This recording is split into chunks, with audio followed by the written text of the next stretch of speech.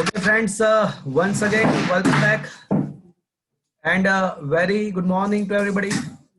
I hope you all are safe.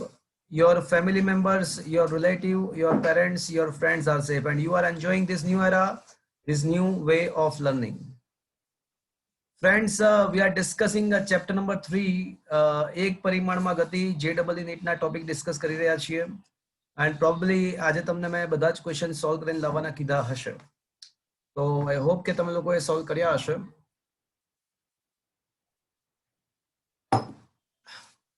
Let's directly come to your doubts. Friends,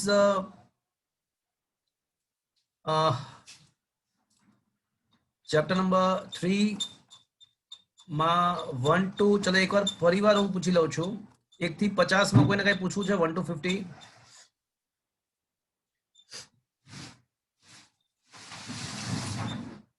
1 to 50. Anybody wants to ask the doubts? ચલો 1 to 50 last call. Okay, up to 70. 70 સુધીમાં કોઈને કઈ પૂછવું છે? 1 to 70. Anybody wants to ask?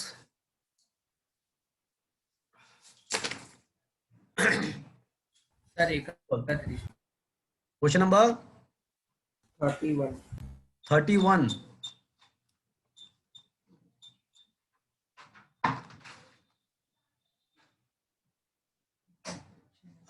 એક પદાર્થે 26, 28, 30 અને 32 મીટરનું અંતર અનુક્રમે 10મી, 11મી, 12મી અને 13મી સેકન્ડે કાપેલું છે.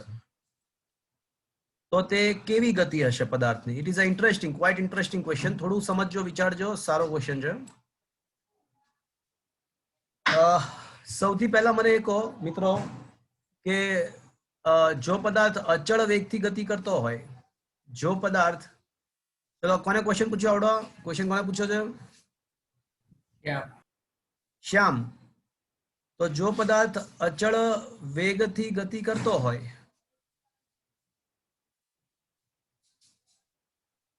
તો એના માટે અંતર માટે શું કહી શકાય? તો કે ભાઈ સરખા સમયમાં સરખું અંતર કાપે. અર્થાત માની લો કે 10મી સેકન્ડે એ ધારો કે 26 મીટર અંતર કાપે છે, તો એના પછી 11મી સેકન્ડે પણ શું અંતર કાપે? 26 મીટર. 26 જ કાપવું પડે. 12મી સેકન્ડે પણ સરખું 26 જ કાપે અને 13મી સેકન્ડે પણ 26 જ કાપે. તો આવી જે ગતિ હોય તો એને કેવી ગતિ કહેવાય? જો આવું થયું હોત તો કેવી ગતિ કહેવાય? અચળ વેગી. તો અચળ વેગી. અચળ વેગી. પણ અહીંયા એવું થતું નથી. અહીંયા એવું થતું નથી. અહીંયા શું થાય છે? અહીંયા 26મી સેકન્ડે 10મી સેકન્ડે 26, પછી એના પછીનો એટલે 11મી સેકન્ડે 28 મીટર થઈ જાય છે. એના પછીના સેકન્ડમાં એ 30 મીટર થઈ જાય છે અને એના પછીના સેકન્ડમાં એ 32 મીટર થઈ જાય છે. એટલે એક વસ્તુ કન્ફર્મ્ડ છે, એક વસ્તુ કન્ફર્મ્ડ છે કે આ ગતિ અચળ વેગી તો નથી. હા કે ના મિત્રો? હા સર. હા સર. તમે ધ્યાનથી દેખો કે જો અંતરનો જે વધારો થાય ને, પ્રત્યેક સેકન્ડે જે અંતરનો વધારો થાય છે સમાન છે. જો 10મી સેકન્ડે 26 મીટર તો 11મી એ એક્ઝેક્ટ 28. એટલે એનો મતલબ શું? તો કેટલો અંતર વધ્યું પહેલા કરતા? 2 મીટર. પછી પણ 2 મીટર, 2 મીટર. પછી પણ 2 મીટર. તો આવું જો થતું હોય, અંતરનો વધારો સમાન રીતે થતો હોય તો આવી ગતિને અચળ પ્રવેગી. અચળ પ્રવેગી ચોક્કસ કહી શકાય. શું આ સમજમાં આવ્યું મિત્રો? હા સર. હા સર. એટલે પ્રત્યેક સેકન્ડે જે અંતરનો વધારો થયો ને એ સમાન રીતે છે. એટલે એનો મતલબ કે અચળ વેગ તો નથી પણ અચળ પ્રવેગ ચોક્કસ છે. શું આ સમજ પડ્યો? હા સર. હા સર. એક વસ્તુ તો એ નક્કી થઈ કે આ અચળ પ્રવેગ વાળી ગતિ છે. હવે આપણે એનું સૂત્ર વાપરીશું nમી સેકન્ડ વાળું. તો Sn is equals to V0 plus A/2. અચળ પ્રવેગી ગતિ છે તો અચળ પ્રવેગી ગતિનું સમીકરણ વાપરી શકાશે. તો nમી સેકન્ડે કપાતું અંતર is equals to V0 plus A/2 into 2n minus 1. એટલે પહેલા એક કામ કરીએ, 10મી સેકન્ડ માટે વિચારીએ તો 10મી સેકન્ડે કપાતું અંતર કેટલું છે મિત્રો? 26. પ્રારંભિક વેગ શોધવાનો છે, પ્રવેગ પણ શોધવાનો છે અને 10મી સેકન્ડ એટલે સાદુરૂપ આપશો તો 26 બરાબર V0 plus A/2 into 90 equation number 1 અને 10મી ના બદલે હવે 11મી સેકન્ડે આ જ સમીકરણ વાપરીએ તો 28 બરાબર v0 plus a/2 into 2 into 11 minus 1 તો સાદુરૂપ આપીશું તો 28 બરાબર v0 પ્લસ a/2 into 21 થશે સમીકરણ નંબર 2. હવે મિત્રો સમીકરણ 1 અને 2 નો વિચાર કરો તો સમીકરણ 1 માંથી 2 માંથી 1 બાદ કરો, સમીકરણ 2 માંથી 1 બાદ કરો તો 28 માંથી 26 જાય તો કેટલા રહેશે? 2 minus v0 cancel, v0 minus v0 cancel અને 21 a/2 માંથી 19 a/2 જાય તો કેટલા a/2 રહેશે? 3/2. 3 21 માંથી 19 જાય તો 3 રહેલા. 2/2 પેલા જબરું કરો. એટલે a તો 2a/2 એટલે આનો મતલબ આપણને ખબર પડી ગઈ કે આ પ્રવેગ જે છે ને એ અચ્છા છે. સાચું કોણ તો અહીંયા જે આવે ને જે અચળ એ જ પ્રવેગ હોય, આ જ પ્રવેગ હોય ખરેખર. તો અહીંયા જે આન્સર અનુક્રમે જે અંતરનો વધારો હોય ને એ જ ખરેખર પ્રવેગ થાય. અનુક્રમે સરખું અંતર જે વધે ને એ જ ખરેખર પ્રવેગનો આન્સર અચળ પ્રવેગ હોય. તો અથવા મેથેમેટિકલી પ્રવેગ 2 મીટર પર સેકન્ડ સ્ક્વેર મળ્યો. હવે આ કિંમત કોઈ પણ એક સમીકરણમાં મૂકી દો, કોઈ પણ એક સમીકરણમાં. તો અહીંયા પ્રવેગ 2 મૂકી દો તો 2/2 કેન્સલ થઈ જશે એટલે 19 થશે. 26 માંથી 19 જાય તો પ્રારંભિક વેગ કેટલો આવશે? 7. તો શ્યામ ખ્યાલ આવ્યો? શ્યામ હા સર. પણ આ જ ક્વેશ્ચનમાં જેવું આપ્યું હોત ને, આ જ ક્વેશ્ચનમાં એવું આપ્યું હોત ને કે ભાઈ 10મી સેકન્ડે 26 કપાય છે, પછી 11મી સેકન્ડે 28 કપાય છે, પછી 12મી સેકન્ડે 32 કપાય છે, 13મી સેકન્ડે 38 કપાય છે, તો આ ગતિ કેવી ગતિ થઈ ગઈ વાત? તો આવું કઈ તો આમાં પહેલા તફાવત 2 નો છે, પછી તફાવત 4 નો થયો, પછી તફાવત 6 નો થયો. એટલે એનો મતલબ કે આ જે ગતિ છે ને એ વધતા પ્રવેગ વાળી ગતિ કહેવાય. અચળ પ્રવેગ નહીં પરંતુ વધતા પ્રવેગ વાળી ગતિ કહેવાય. શું આ સમજમાં આવ્યું મિત્રો? એટલે તમને અનુક્રમે આપેલી સેકન્ડ પરથી અનુક્રમે આપેલા સેકન્ડે કપાતા અંતર પરથી ગતિ અચળ વેગી છે કે અચળ પ્રવેગી છે કે વધતા પ્રવેગ વાળી છે એ મેં તમને શીખવાડ્યું કઈ રીતે નક્કી થાય. શું આ સમજમાં આવ્યો? Is it okay friends? હા સર. હા સર. ચલો up to 70 up to 70 sir 76 તમે કરવાની ના પાડી હતી ને? હા હવે થશે. હવે કરવું હોય તો હવે તો 73 થશે અને 76 થશે. હવે 73 પણ થશે અને 76 પણ થશે. હવે કરવું હોય તો કરાય.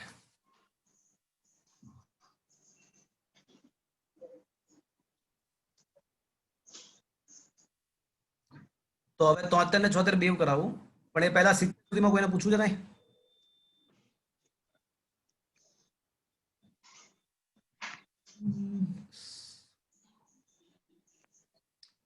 ઓકે, તો હું છે ને 73મો અને 76મો ક્વેશ્ચન કરાવું છું કારણ કે ચોથું ચેપ્ટર આપણે ઓલમોસ્ટ ફિનિશ થવા ઉપર છે. એટલે ફંડામેન્ટલ લગભગ બધા ચોથા ચેપ્ટરના ચાલી ગયા છે.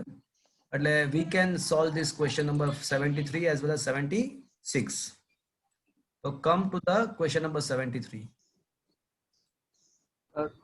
હા બોલો. અટેન્ડન્સ પૂરાઈ ગઈ છે? અટેન્ડન્સ લો હમણાં છેલ્લે. ના એટલે હું લેતા. ઓકે,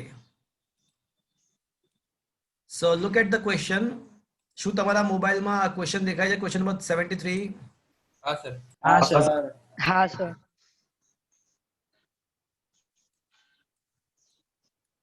આર ત્રિજ્યાના ગોળા પર ઘર્ષણ રહિત તાર એ બી ચોંટાડેલ છે. એક નાની ગોળી તાર પર લપસે છે. તો એ થી બી સુધી પહોંચવા માટે લાગતો સમય કેટલો હશે? તો મિત્રો મારી વાત ધ્યાનથી સાંભળજો. પ્લીઝ થિંક અબાઉટ ઇટ કે અહીંયા આગળ કોઈ પદાર્થ ગોળી છે અને ગોળી જો એથી સી તરફ જતી હોય તો ગોળી પર જે પ્રવેગ લાગતો હોય ગુરુત્વ પ્રવેગ એ એક્ઝેક્ટલી અધો દિશામાં લાગતો હોય, જમીન ને લંબ લાગતો હોય. ધીસ ઇઝ ધ જી. પણ મિત્રો આપણે આ દિશામાં વિચારવાનું છે તો કોઈ મને કહેશે કે g નો આ દિશાનો ઘટક કેટલો આવશે? g cos theta. પરફેક્ટ. યાદ કરો મિત્રો, ચોથા ચેપ્ટરમાં આપણે ભણી ચૂક્યા છીએ કે જેની સાથે ખૂણો બને, જે દિશા સાથે ખૂણો બને એ ઘટક કોસ ઘટક હોય.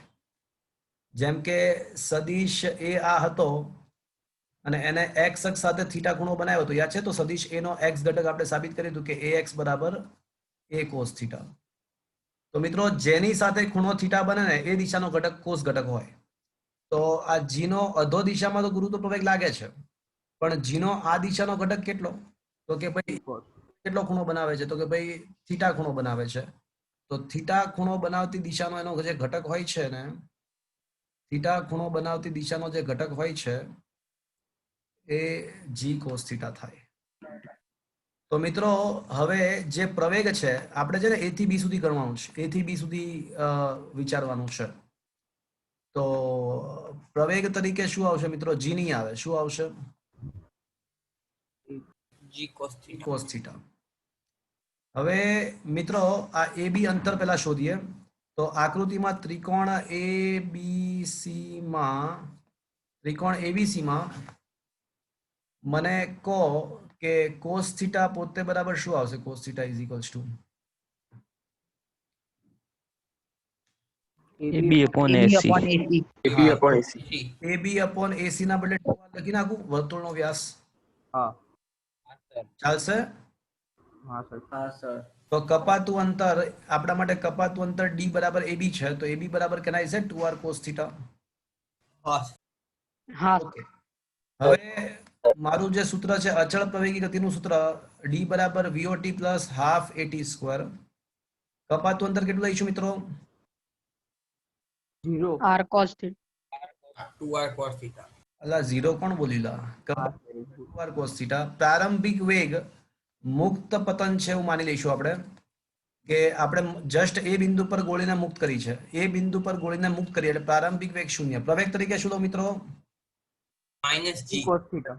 અલા પદાર્થ નીચે જઈ રહ્યો, Cos theta. હા વેગ વધતો જાય cos theta. એટલે પ્રવેગ ધન લઈશું. તો g cos theta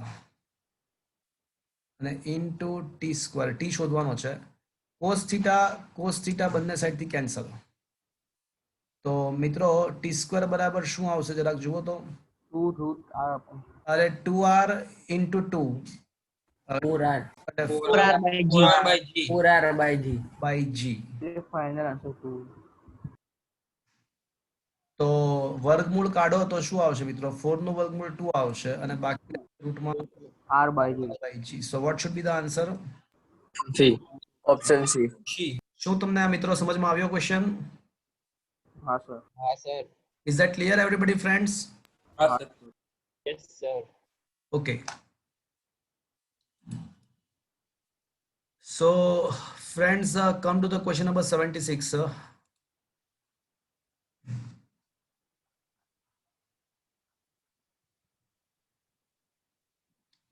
76 is almost a similar question. 76 almost same question છે. સમજાવું તમને. It is almost the similar question.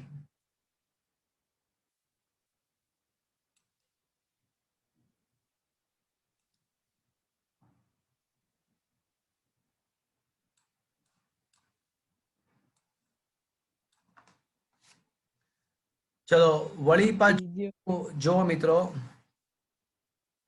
અહીંયા ખૂણો 30 ડિગ્રી છે. હવે અહીંયા આગળ એક લંબ દોરું છું હું, મારી વાત ધ્યાનથી સાંભળજો.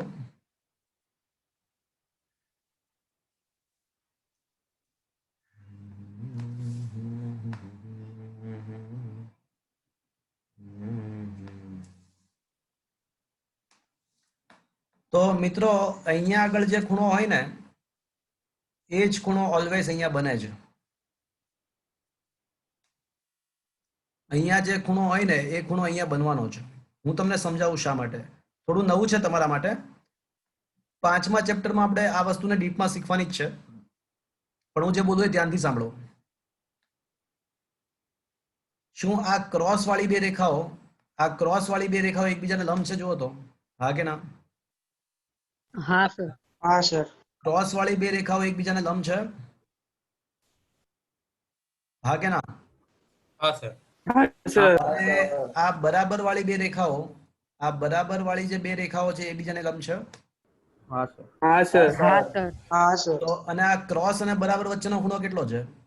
આ નીચેના ક્રોસ અને આ બરાબર આ બે રેખા વચ્ચેનો ખૂણો તો કે થીટા છે. 3 सर હા, એ 30 ડિગ્રી એટલે થીટા છે. તો હવે આને તમે 90 ડિગ્રી રોટેશન આપો ને આખા તંત્રને, તો આ બરાબર છે ને નંબર બરાબર એ આમાં કન્વર્ટ થઈ જશે અને આ ક્રોસ આમાં કન્વર્ટ થઈ જશે. એટલે લાઈક ધીસ, જો આ બે વચ્ચે થીટા છે તો એને 90 ડિગ્રી રોટેશન આપું છું, 90 ડિગ્રી રોટેશન આપું છું, તો આ બંનેને જો 90 ડિગ્રી રોટેશન આપવામાં આવે તો that will be converted into these two.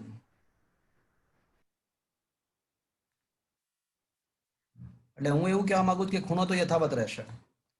એટલે આ નીચે ઇનશોર્ટ ક્રોસ અને બરાબર વચ્ચેનો ખૂણો થીટા છે, તો ઉપર પણ ક્રોસ અને બરાબર વચ્ચેનો ખૂણો થીટા જ રહેશે, કારણ કે બંને લંબ રેખા, બંને થીટા વાળી રેખાઓને 90 ડિગ્રી રોટેશન આપી દઉં તો ઓલા બે જે નવા બે બનશે એના વચ્ચેનો ખૂણો પણ થીટા થશે. તો શું મિત્રો આ સમજમાં આવ્યો કે हाँ सर જો થીટા હોય એટલે હવે ગમે ત્યારે આવા ઢાળવાળા બહુ બધા ક્વેશ્ચન આવશે, તો ઢાળવાળા જેટલા ક્વેશ્ચન આવે ને એમાં સૌથી પહેલા આ કામ કરી દેવાનું, સૌથી પહેલા જ આ કામ કરી દેવાનું કે સૌથી પહેલા આ જમીનને એક લંબ દોરી નાખવાનો પદાર્થ પરથી જમીનને એક લંબ દોરી લેવા, સોરી ઢાળને એક લંબ દોરી લેવાનો, ઢાળને એક લંબ દોરી દેવાનો. હવે ગુરુત્વ પ્રવેગની દિશા તો કઈ હોય? એ તો જમીન તરફ જ હોય. તો ગુરુત્વ પ્રવેગની દિશા જમીન તરફ હોય અને અહીંયા આગળ જો ખૂણો થીટા હોય તો અહીંયા પણ થીટા કેમ થાય એનું મેં ભૌમિતિક રીતે સમજ આપી. હવે જેની સાથે ખૂણો બને એ તરફનો ઘટક કયો હોય? Sine theta sine theta Y અક્ષ. કંકોડું સાઈન ઘટક. જેની સાથે ખૂણો બને એ દિશાનો ઘટક કયો હોય? હજી હમણાં તો શીખવાડ્યું. ના સર એ તો એક્સ અક્ષ હા, એટલે કોસ થીટા. એક્સ બેક્સ ભૂલી જાઓ. જે દિશા સાથે ખૂણો થીટા બને ને એ ઘટક કોસ ઘટક થાય. હવે એ એક્સ બેક્સ બધું ભૂલી જવાનું. જેની સાથે જે દિશા સાથે ખૂણો થીટા હોય એ દિશાનો ઘટક કોસ ઘટક થાય. એક્સ વાય બધું ભૂલી જાઓ.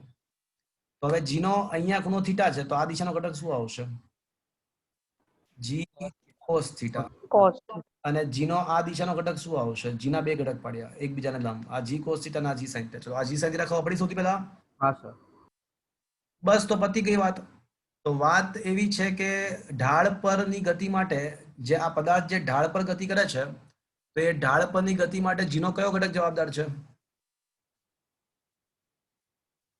બોલો, ઢાળ પરની ગતિ માટે जी પ્રવેગનો साइन કયો? थीटा જી સાઈન થીટા જવાબદાર છે. હવે સૂત્ર વાપરીશું, ડી બરાબર વીઓટી પ્લસ હાફ એટી સ્ક્વેર. ચલો અંતર કેટલું કાપવાનું છે ઢાળ પર? 9.8 9.8. પ્રારંભિક વેગ 0. કશું લખ્યું ના હોય એટલે મુક્ત જ કર્યું જેવું સમજવું. હાફ અને પ્રવેગના બદલે શું આવશે? G sine 30 g sine theta into T square. હવે 9.8 અને જી કેન્સલ થઈ જશે. हाँ તો હજી આગળ વધીએ આપણે.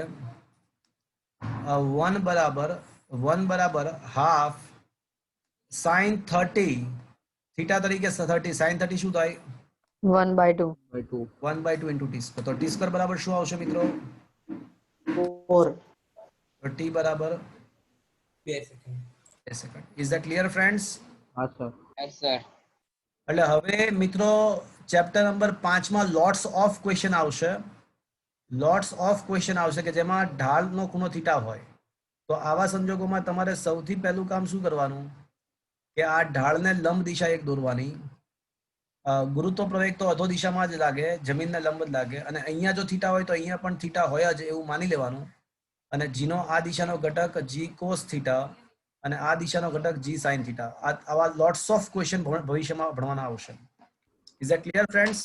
सर एक डाउट યુનિવર્સલી યાદ રાખી લો, બરાબર? દર વખત આવશે આવું. एक पूछूं तो सर હા બોલો. सर गुरुत्व परेख धारो के ऊर्ध्व दिशा में है। અરે ગુરુત્વ પ્રવેગ ઉર્ધ્વ દિશામાં થોડી ના હોઈ શકે યાર. કઈ રીતે ઉર્ધ્વ દિશા હોઈ શકે? તો એક કામ કર, 5મા માળેથી ડાય માર. 5મા માળેથી ડાય મારજે તો એટલે તને ખ્યાલ આવી જશે ગુરુત્વ પ્રવેગ કઈ દિશામાં છે. હો ને? ઓકે. ओके सर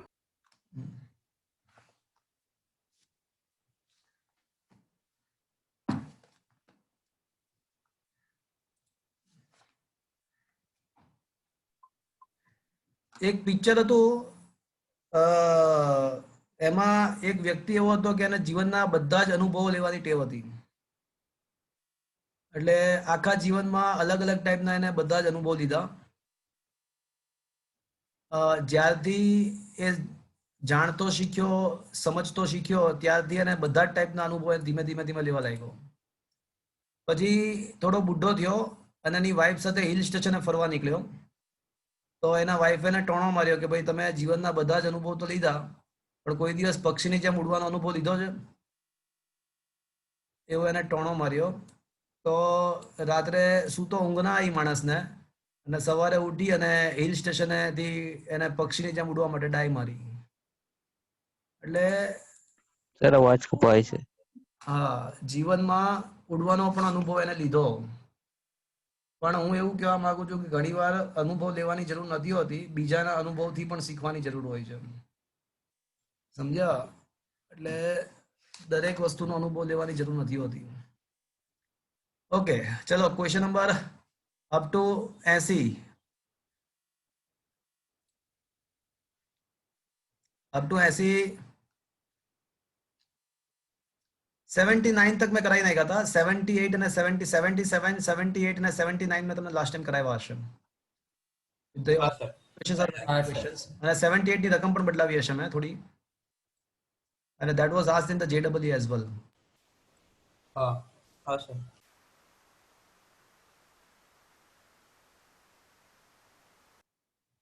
ચલો અપ ટુ 90. ચલો 90 સુધીમાં કોઈને પૂછવું જ કાંઈ?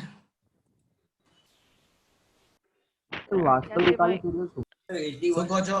વાસ્તવિક આલેખ એટલે હા, વાસ્તવિક આલેખ એવું આવ્યું છે. એટલે વાસ્તવિક આલેખ એટલે આલેખ સાદી ભાષામાં. આલેખ વાસ્તવિક આલેખ એટલે.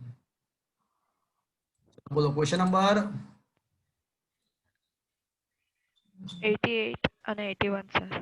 81. ओके, चलो 81 क्वेश्चन देखिए आपने. It is a very interesting, quite interesting question. चलो 81 question is a quite interesting. कौन बोलियो 81? कौन बोलियो? विश्वा, कौन बोलियो? હા સર. વિશ્વા, મને કહો કે આ પહેલા 81 માં આલેખ સેના વર્સિસ સેનો છે? સર પ્રવેગ વર્સસ સમય. અચ્છા, મને એમ કહો કે પ્રવેગનું મૂલ્ય, ધારો કે પ્રવેગનું મૂલ્ય 10 મીટર પર સેકન્ડ સ્ક્વેર છે, એનું અર્થઘટન શું થાય? પ્રવેગનું મૂલ્ય સૌથી પહેલા તો ફિઝિકલી સમજીએ કે આનો મતલબ શું છે. 10 મીટર પર સેકન્ડ સ્ક્વેર છે, આનો મતલબ નો અર્થ શું થાય? દર સેકન્ડે એનો વેગ 10 મીટર પ્રતિ સેકન્ડ વધે. એકદમ સત્ય વચન, એકદમ સત્ય વચન કે પ્રત્યેક સેકન્ડે, એક સેકન્ડમાં વેગનો વધારો 10 મીટર પર સેકન્ડ થશે. એકદમ સાચી વાત. અને માઇનસ હોત તો પ્રવેગ જો -10 મીટર પર સેકન્ડ સ્ક્વેર હોત તો? વેગનો ઘટાડો થાય છે. વેગનો ઘટાડો એટલો વધે. Very good, very good, very good. ચલો હવે પ્રવેગ છે ને પહેલા 10 હતો અને પછી કોઈ ક્ષણે પ્રવેગ 5 થઈ ગયો. કોઈ ક્ષણ એવી આવી કે જ્યારે પ્રવેગનું મૂલ્ય 5 થઈ ગયું. તો જ્યારે પ્રવેગનું મૂલ્ય 5 મીટર પર સેકન્ડ સ્ક્વેર થઈ જાય તો એનો અર્થઘટન કોઈ કહેશે મને શું કહેવાય? એટલે વેગમાં ધીરે ધીરે સમય ઘટાડો થાય. તો હવે એક સેકન્ડમાં શું થશે? વેગમાં ઘટાડો. થોડું ઘટાડો. સર વધારો થશે બટ એ 5 હા. મીટરનો થશે. હા, હવે એક સેકન્ડમાં વેગમાં 10 ના બદલે 5 મીટર પર સેકન્ડ જેટલો વધારો થશે. પ્રવેગ કઈ નેગેટિવ નથી, પોઝિટિવ જ છે. પ્રવેગ પોઝિટિવ જ છે. એટલે હવે એક સેકન્ડમાં 5 મીટર પર સેકન્ડ જેટલો વધારો થશે. માની લો કે થોડા સમય પછી પ્રવેગ ઘટીને 2 થઈ ગયો. પ્રવેગ ઘટીને જો 2 થઈ જાય, ધારો કે પ્રવેગ ઘટીને 2 થઈ જાય, ધારો કે, તો એનો અર્થઘટન શું થઈ જાય? પ્રવેગ તો ઘટ્યો પણ હજી વેગ ઘટશે નહીં. વેગ કઈ ઘટવા નથી, પણ હવે વેગમાં જે વધારો થાય છે ને એ ઘટી જશે. હવે એક સેકન્ડમાં વેગમાં કેટલો વધારો થશે? 2 મીટર પ્રતિ સેકન્ડ. એટલે પ્રવેગ ભલે ઘટી ગયો પણ વેગમાં તો હજી વધારો. માં તો હજી વધારો જ થાય, પણ વધારાનો દર ઘટી જશે, એટલે થોડું ઓછું વધશે, પણ વધશે તો ખરા જ. અને જ્યારે પ્રવેગ 0 થઈ જાય, જ્યારે પ્રવેગ 0 થઈ જાય પછી એનો મતલબ શું થયો કે હવે અચળ વેગ. વધશે જે નહીં. નહીં. એટલે એનો મતલબ એવો થયો કે જ્યાં સુધી પ્રવેગ શૂન્ય નથી થતો, જ્યાં સુધી પ્રવેગ શૂન્ય નથી થતો ત્યાં સુધી વેગ તો વધારો થતો રહે છે. વધતો જ જાય છે, વધતો જ જાય છે, પણ વધવાનો દર ઘટે છે. બહુ ફટાફટ વધવાના બદલે ઓછો ફટાફટ વધે છે. ફટાફટ વધવાના બદલે ઓછો ફટાફટ વધે છે, પણ વધતો જાય છે. એટલે છેક પ્રવેગ ઘટીને શૂન્ય બનશે ને ત્યાં સુધી વેગ તો વધતો જ જશે. એટલે એનો મતલબ કે અહીંયા જે વેગ મળ્યો હશે એ કેવો હશે? મહત્તમ. તો અહીંયા આગળ જે વેગ મળ્યો હશે એ વેગ મહત્તમ હશે એવું કહી શકાય, અને પછી વેગ વધવાનું બંધ થઈ જશે. શું આ વાત ખબર પડી મિત્રો? હા સર. વાત ખબર. પ્રવેગ ભલે શૂન્ય થયો પણ ત્યારે જે વેગ અચીવ થયો હશે, વેગ પ્રાપ્ત થયો હશે એ મહત્તમ થયો હશે પછી, કારણ કે પછી વેગ વધવાનો બંધ થઈ જાય છે. એટલે પહેલા તો આ ભૌતિક મતલબ પ્રવેગનો ભૌતિક મિનિંગ સમજ્યા તમે શું કહેવા માંગે છે પ્રવેગ? એટલે મિત્રો યાદ રાખજો, બહુ મસ્ત વસ્તુ તમે શીખ્યા આજે. આજે તમે બહુ મસ્ત વસ્તુ શીખ્યા. એ વસ્તુ શીખ્યા કે પ્રવેગ ઘટતો જાય તો એનો મતલબ એવો નથી કે વેગ ઘટતો જાય. પ્રવેગ ઘટતો જાય તો એનો મતલબ એવો થયો કે વેગનો વધારો છે ને એ ઘટતો જશે. વેગ નહીં પણ વેગનો વધવાનો દર, એટલે કે વેગનો વધારો ઘટતો જાય, પણ વેગ તો વધતો જ જશે. શું મિત્રો આ સમજમાં આવ્યો? હા સર. ચલો હવે વિશ્વ મારો બીજો ક્વેશ્ચન એ છે કે પ્રવેગ વર્સિસ સમયના આલેખ વડે ઘેરાતું ક્ષેત્રફળ શું આપે છે? વેગનો ફેરફાર. Very good. તો આનો ક્ષેત્રફળ આપણને વેગનો ફેરફાર આપે છે. તો મિત્રો વેગનો ફેરફાર બરાબર ઘેરાતું ક્ષેત્રફળ 1/2 પાયો ગુણ્યા વેગ, ત્રિકોણ છે. તો વેગનો ફેરફારનો મતલબ શું થયો કે ભાઈ અંતિમ વેગ માઇનસ પ્રારંભિક વેગ. પાયો કેટલો છે? 11. 11. અને વેગ કેટલો છે? 10. તો શું આવશે? 55 આવશે. 55 મીટર. હવે પ્રારંભિક વેગ આપણને આપ્યો છે, શું આપ્યો છે? v = 0 આપેલું. પ્રારંભિક વેગ 0 આપ્યો છે.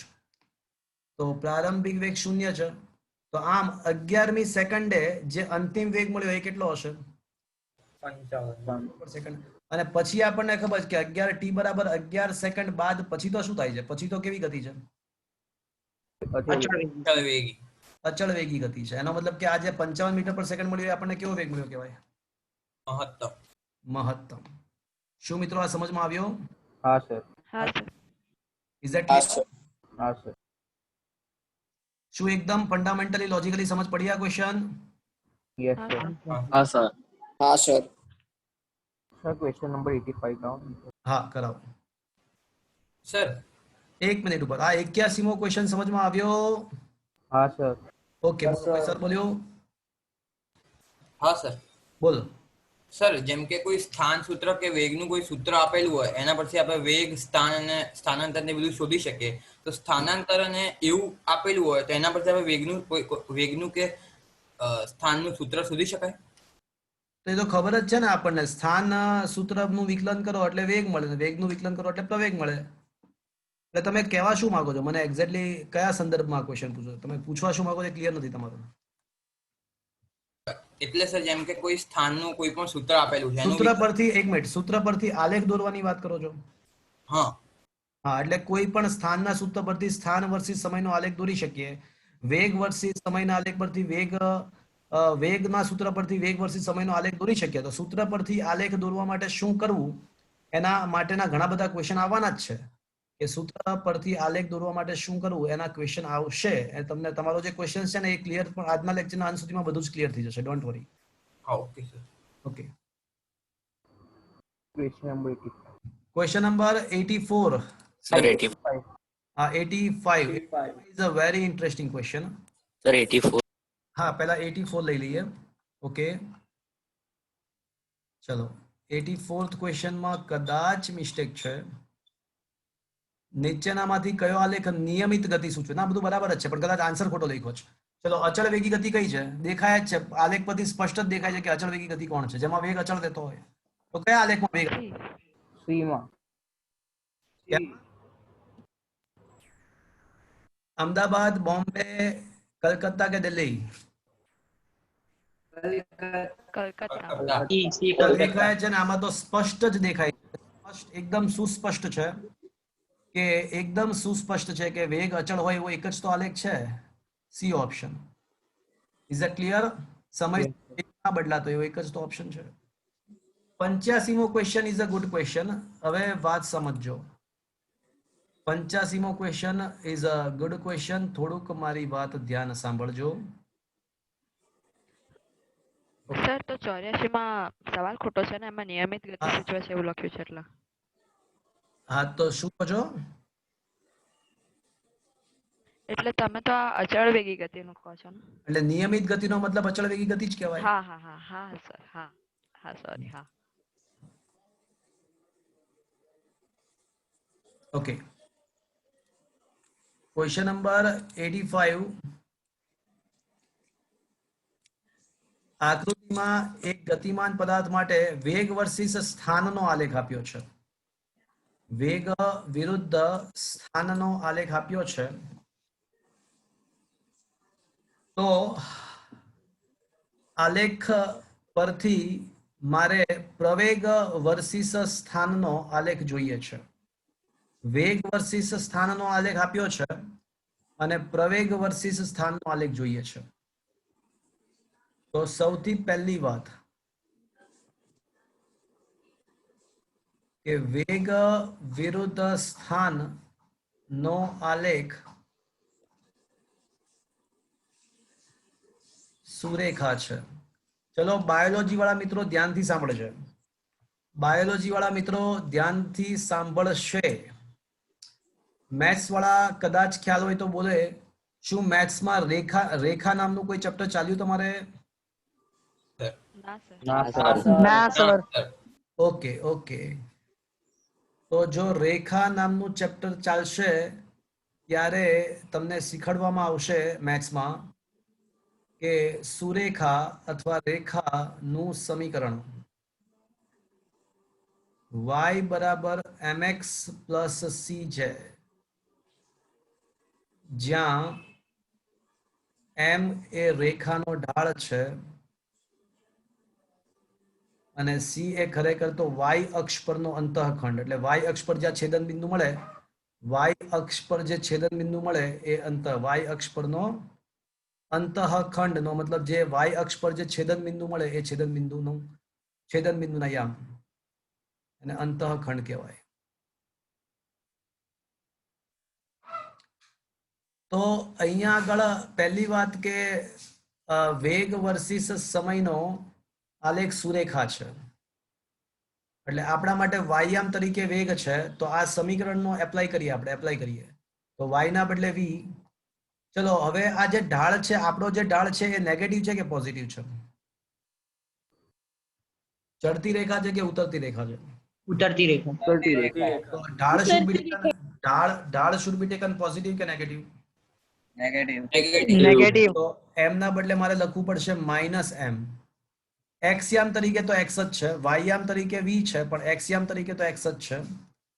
અને c ના બદલે મારે લખવું જોઈએ v0, કારણ કે c શું છે કે y અક્ષ પરનો અંત, એટલે y અક્ષ પર જે છેદન બિંદુ છે એ v0 છે.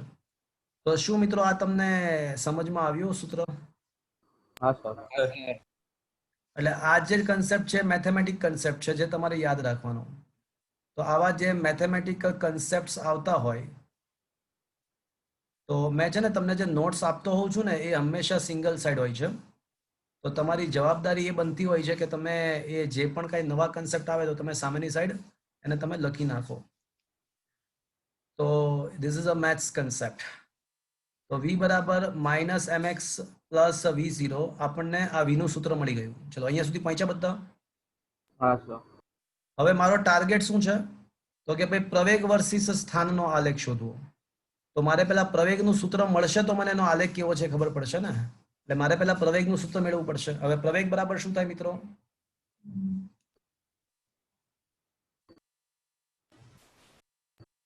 બોલો, પ્રવેગ શોધવા માટે શું કરવું પડે? v minus v0 upon t. dv by dt. જો કોઈક એવું બોલ્યું કે પ્રવેગ બરાબર v - v0 upon t, આ વાત ખોટી છે. આ તો માત્ર અને માત્ર અને માત્ર સરેરાશ પ્રવેગનું સૂત્ર છે. સરેરાશ પ્રવેગનું સૂત્ર છે.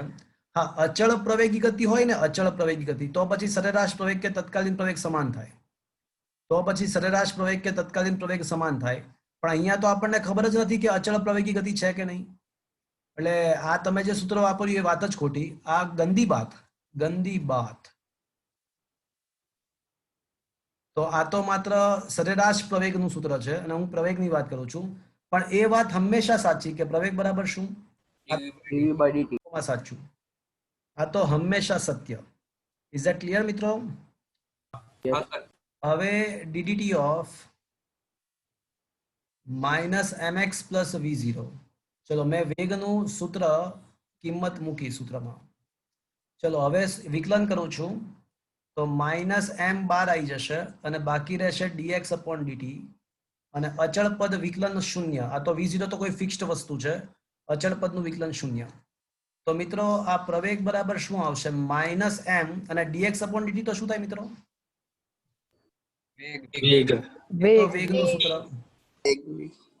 તો મિત્રો જો તમને એવું આપ્યું હોત ને કે પ્રવેગ વર્સિસ વેગનો આલેખ કેવો, પ્રવેગ વર્સિસ વેગનો આલેખ કેવો, તો આ તમે જો ઇટ ઇઝ લાઈક વાય, પ્રવેગને વાય એમ કહીએ અને વેગને એક્સ એમ કહીએ, તો વાય બરાબર માઇનસ mx પ્લસ 0 પ્રકારનું છે. જો એટલે આ વાય અંતઃખંડ શૂન્ય હોવું એટલે એનો મતલબ કે ઉગમ બિંદુમાંથી પસાર થવું, કારણ કે વાય આમ છે જ નહીં. વાય અંતઃખંડ શૂન્ય એટલે વાય અક્ષને ઉગમ બિંદુએ છેદે છે. એટલે અહીંયા જો અહીંયા કશું હોય નહીં, 0 હોય, એનો મતલબ કે વાય આમ શૂન્ય એટલે કે ઉગમ બિંદુને છેદે છે. તો અને ઢાળ નેગેટિવ, તો આલેખ કેવો મળત? આવો આલેખ મળત. પણ સેના વર્સિસ એનો પૂછ્યો હતો? પ્રવેગ વર્સિસ વેગનો પૂછ્યો હોય.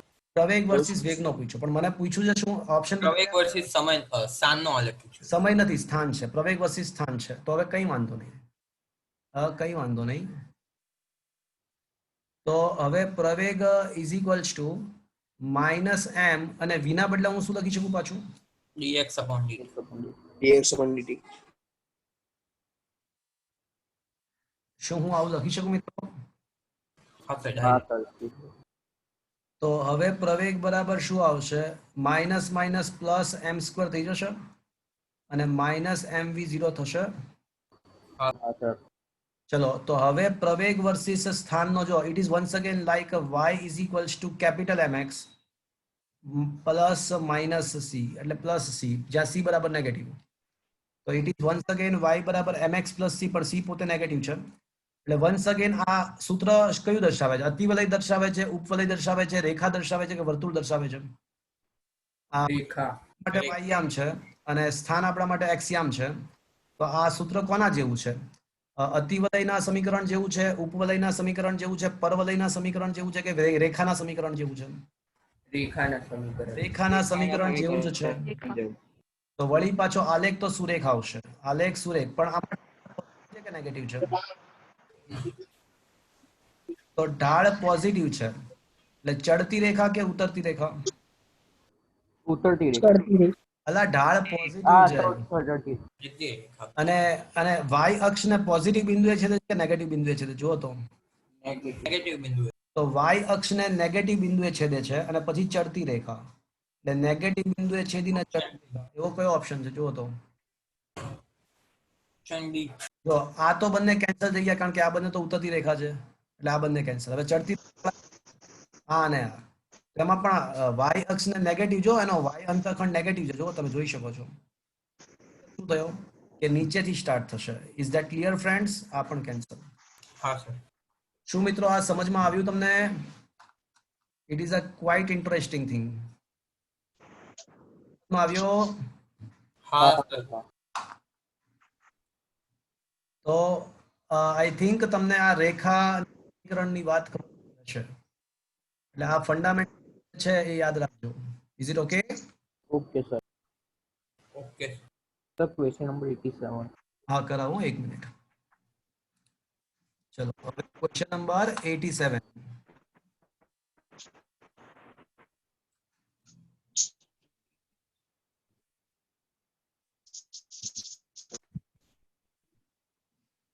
તો એક પદાર્થ ગતિની દિશાને સમાંતર અચળ પ્રવેગથી ગતિ કરે છે. તો અચળ પ્રવેગી ગતિ માટે સ્થાનાંતર વર્સિસ વેગનો આલેખ, સ્થાનાંતર વર્સિસ વેગનો આલેખ છે. તો મિત્રો સ્થાનાંતર વર્સિસ, મિત્રો મારો અવાજ બરાબર આવે છે તમને? હા સર આવે. આવે છે. હા સર.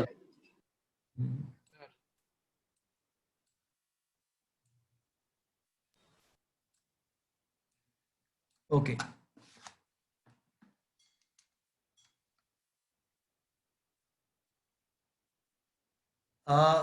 સૌથી પહેલી વાત કે સેના વર્સિસ શેનો આલેખ પૂછ્યો છે? સ્થાનાંતર વસ્તુ સ્થાનાંતર versus વેગનો તો સ્થાનાંતર વર્સિસ વેગનો આલેખ આપણને પૂછવામાં આવેલ છે. સૌથી પહેલી વાત તો અચળ પ્રવેગી ગતિ માટે સ્થાનાંતર વર્સિસ વેગનું કોઈ સૂત્ર છે મિત્રો? અચળ પ્રવેગી ગતિ માટે સ્થાન વર્સિસ વેગનું કોઈ સૂત્ર છે? v સ્ક્વેર છે યા નોટ સ્ક્વેર મળે we have v square minus v naught square બરાબર 2as. ધારો કે પ્રારંભિક વેગ 0 છે, તો પ્રારંભિક વેગ 0 હોય તો v square બરાબર 2as થશે મિત્રો. હા sir. Is that clear? Yes sir. હવે મિત્રો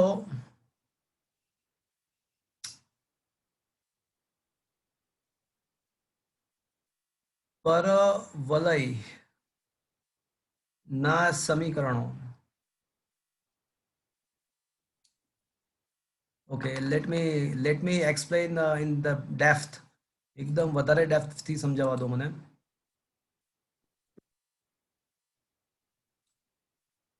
થોડું વધારે ડેપ્થ થી સમજીએ.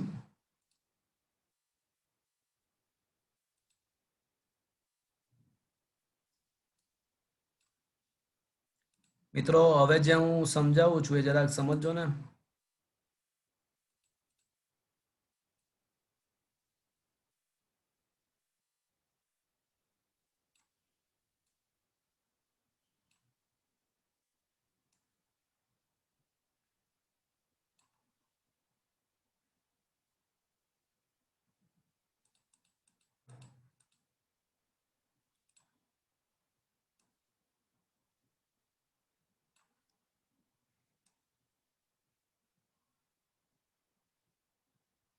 ઓકે,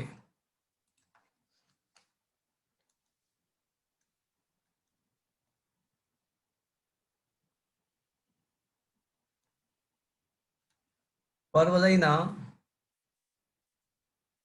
વિવિધ સમીકરણો.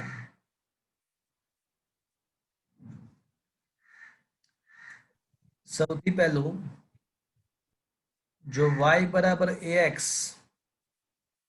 પ્લસ bx સ્ક્વેર પ્રકારનું હોય તો આવા સંજોગોમાં આપણે એવું ભણી ચૂક્યા છીએ ચોથા ચેપ્ટરમાં કે y વિરુદ્ધ x નો આલેખ કંઈક આવો મળે. y બરાબર ax માઇનસ bx સ્ક્વેર પ્રકારનું હોય, y બરાબર ax માઇનસ bx પ્રકારનું હોય તો આવા સંજોગોમાં જો તમે આલેખ દોરો y વર્સિસ x નો, so it will be like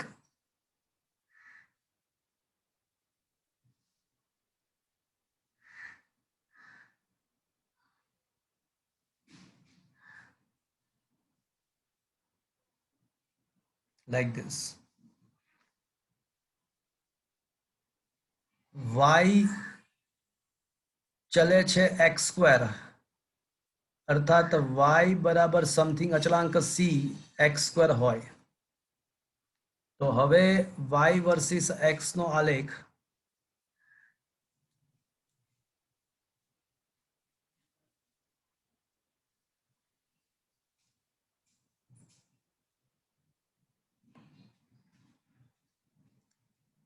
તો y વિરુદ્ધ x નો આલેખ, x ચાહે પોઝિટિવ હોય કે નેગેટિવ હોય, x નો વર્ગ પોઝિટિવ જ થઈ જાય તો આલેખ કંઈક આવો મળે. એટલે આ જે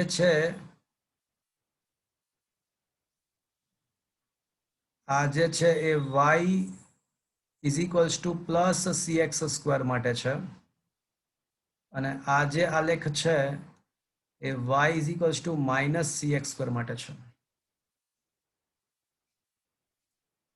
માની લો કે y સ્ક્વેર ચલે છે x છે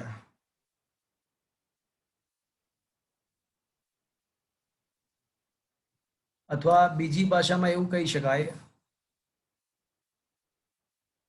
કે y square is equals to c plus or minus cx square. y square is equals to plus or minus cx square. cx આવું છે. અથવા બીજી રીતે એવું પણ કહી શકાય કે x ચલે છે y સ્ક્વેર છે અર્થાત x બરાબર પ્લસ ઓર માઇનસ c. આ c તરીકે અચળાંક છે, કોઈ પણ અચળાંક હોઈ શકે, cy સ્ક્વેર છે. આવું છે. તો આ પણ પરવલય જ છે. તો આવા સંજોગોમાં આલેખ કંઈક આવો મળે.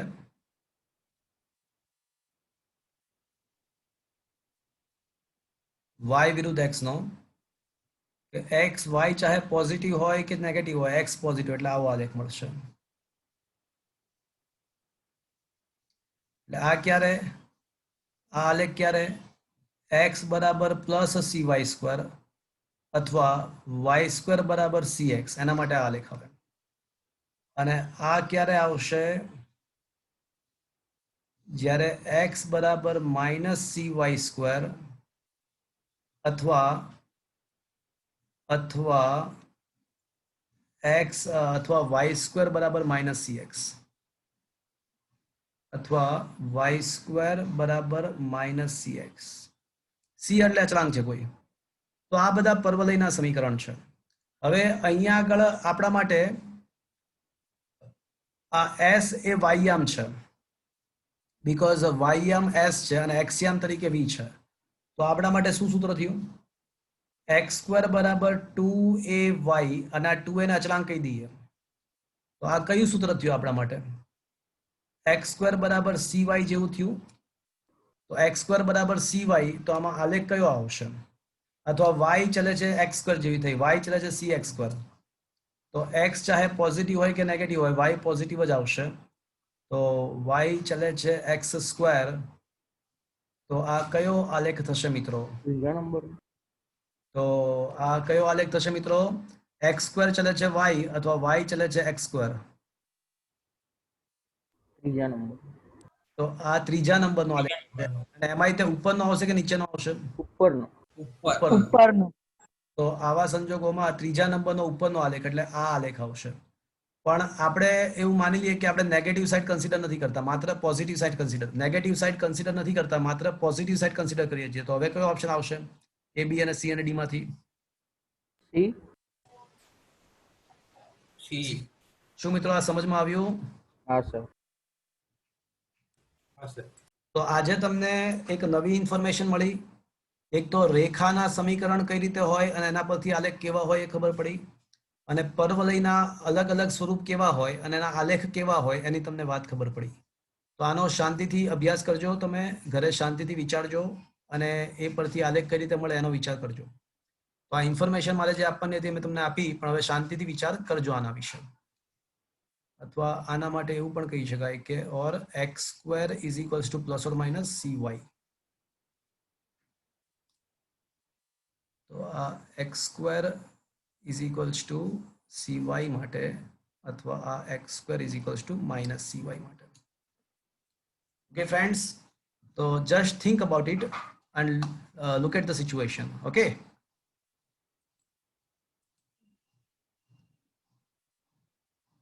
તો શું મિત્રો આ સમજમાં આવ્યો? હા હા સર. સમજમાં આવ્યો? હા સર. ઓકે. આનો સ્ક્રીનશોટ તમને મોકલાઈ દઈશ, રેખાવાળો પણ સ્ક્રીનશોટ તમને મોકલાઈ દઈશ અને વિચારજો. ફિઝિક્સની અંદર મેથ્સના થોડા કન્સેપ્ટ યુઝ થાય છે, પણ બહુ વધારે નથી. મેં કીધું ને 11th અને 12th પછી ત્યાં સુધી આવા 25 થી 30 કન્સેપ્ટ છે અને તમે એને યોગ્ય જગ્યાએ સમજી લો એટલે વાત પતી જાય. બીજું કઈ નવું નથી આમાં. ઓકે,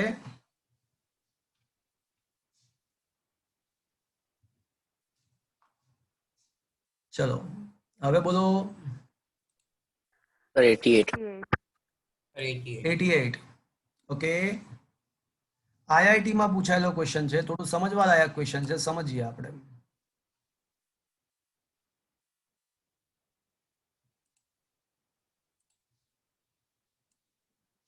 મિત્રો તમારે જો JEE નીટની અંદર સ્કોર કરવો હોય તો મેં તમને પહેલા સમજાવ્યું હતું, આજે એકવાર ફરીવાર સમજાવું છું કે વીકની અંદર એટલીસ્ટ 8 કલાક ફિઝિક્સને, 8 કલાક મેથ્સને અથવા બાયોલોજીને, 8 કલાક કેમિસ્ટ્રી, કે જેની અંદર તમે માત્ર અને માત્ર JEE ના નોટ્સ સોલ્વ કરો. એવો થોડો સમય આપશો તો તમે JEE નીટમાં પાર આવશે. બાકી તમે જો આમનામ સમય આપ્યા વગર JEE નીટ કરશો તો એનો કોઈ મતલબ રહેતો નથી. It is a quite interesting question, very interesting question. સૌથી પહેલી વાત કે ડી ઊંચાઈએથી એક બોલ અધો દિશામાં પડે છે, જમીનથી ઉછળી અને પાછો D/T ઊંચાઈ જેટલો પાછો આવે છે, અને હવાનો અવરોધ અને ઊંચાઈ સાથેના ફેરફાર અવગણવામાં આવે તો નીચેનામાંથી કયો આલેખ હકીકત દર્શાવે છે? સૌથી પહેલા મને એમ કહો કે શેના વર્સિસ શેનો આલેખ છે, મને એ જણાવો. વેગ versus ઊંચાઈ. Very good. વેગ વર્સિસ ઊંચાઈ, વેરી ગુડ. તો મિત્રો વેગ વર્સિસ ઊંચાઈનો, તો સૌથી પહેલા મને એમ કહો કે સૌથી પહેલા જે બિંદુ છે, સૌથી પહેલો જ્યારે વેગ આપણે મુક્ત પતન કરીએ છીએ એટલે વેગ 0, એટલે વાયામ 0, પણ એ વખતેની ઊંચાઈ કેટલી હશે? મહત્તમ. મહત્તમ. એટલે આલેખની શરૂઆત ક્યાંથી થશે કે વેગ ભલે 0 હશે પણ એક્સયામ મહત્તમ, એટલે અહીંથી કોઈ જગ્યાથી શરૂઆત થશે. શું આ તમે સમજ્યા? વેગ હા સર. 0 અને ઊંચાઈ બરાબર ધારો કે કેપિટલ H છે, ના ડી છે, ડી આપેલું છે રકમમાં, ડી ઊંચાઈ છે. ડી ઊંચાઈ એટલે ડી થી આ ઊંચાઈ H તરીકે ડી આવશે, પ્લસ ડી. તો this is one is a D. ચલો, આ સમજમાં આવ્યું? હવે વિચારો કે જેમ જેમ જેમ સમય પસાર થશે તેમ તેમ તેમ જેમ જેમ પદાર્થ નીચે પડશે તેમ વેગનું મૂલ્ય વધતું જશે. પણ વેગનું મૂલ્ય કઈ દિશામાં વધતું જશે, પોઝિટિવ કે નેગેટિવ?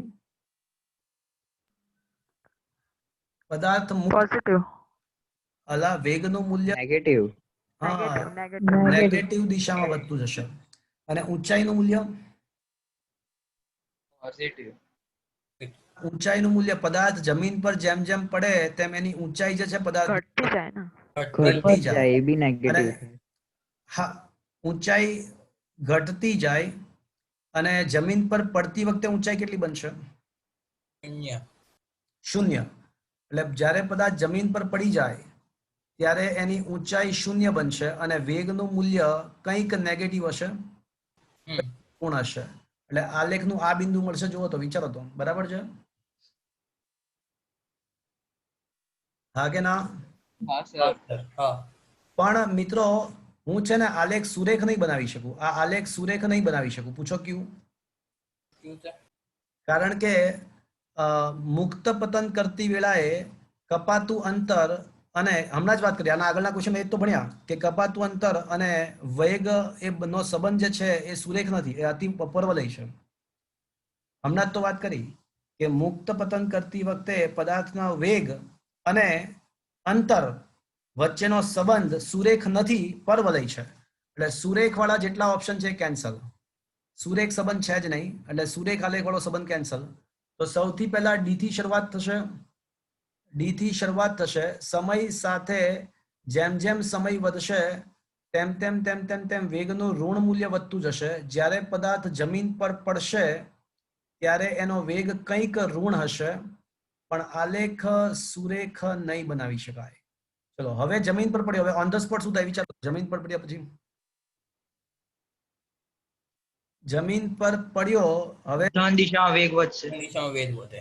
ના, જમીન પર પડ્યા બાદ તરત જ તે રિબાઉન્ડ થશે.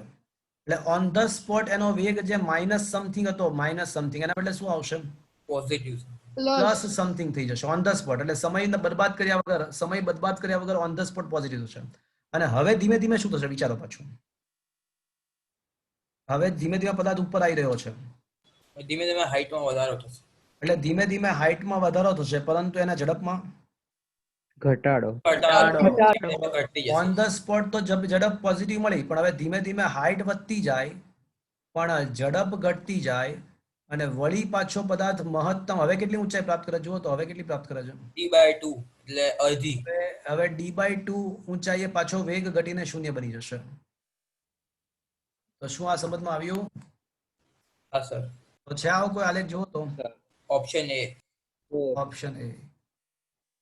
Is that clear friends? હા સર. હા સર. શું આ સમજમાં આવ્યું? Just think about it.